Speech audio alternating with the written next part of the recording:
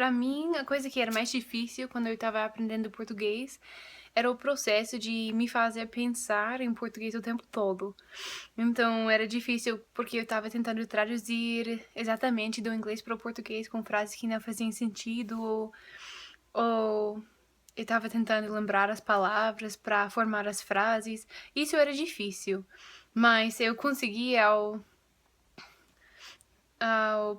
no processo de praticar, a coisa que ajudou bastante era só fazer as pequenas coisas para me fazer pensar em português. Então, às vezes eu andava e eu pensava só contando, um, dois, três, mas isso me fazia pensar em português e ajudava o processo de começar a formar as frases e lembrar das palavras e fazer a prática para poder falar português.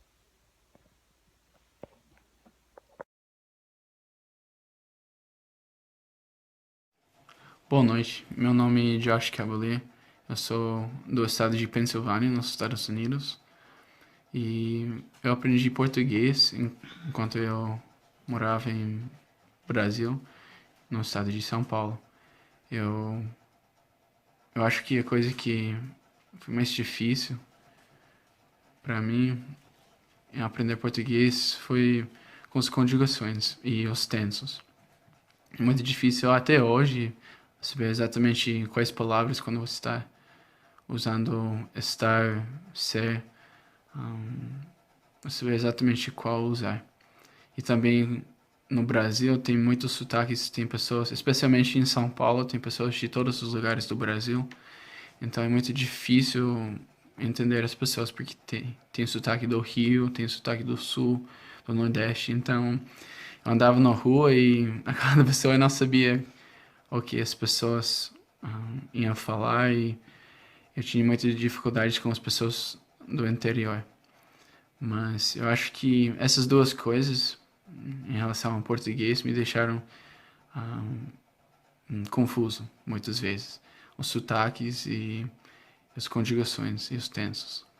Mas o vocabulário eu acho que não foi tão difícil porque você só tinha que decorar. Mas os tensos e os sotaques do Brasil é muito difícil. Mas eu amo português e é um idioma que é muito bonito e muito bom aprender.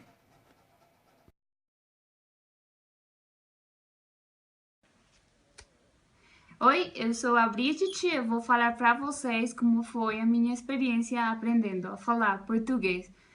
Não foi muito fácil porque a pronúncia é muito diferente. Parece que é fácil, né, pra gente que fala espanhol, mas não, vocês têm um som diferente das letras. Mas uma coisa que é muito difícil pra gente é os sotaques que tem todo o Brasil, não é igual as pessoas que falam no Nordeste, que falam no Sul, ou que falam, por exemplo, no São Paulo, onde eu aprendi a falar português. Mas quando a gente aprende lá no país, é muito mais fácil, né? É, também tem muita gíria português e para a gente é difícil, tipo, aprender palavras que você não vai encontrar no dicionário, mas foi uma experiência muito, muito boa.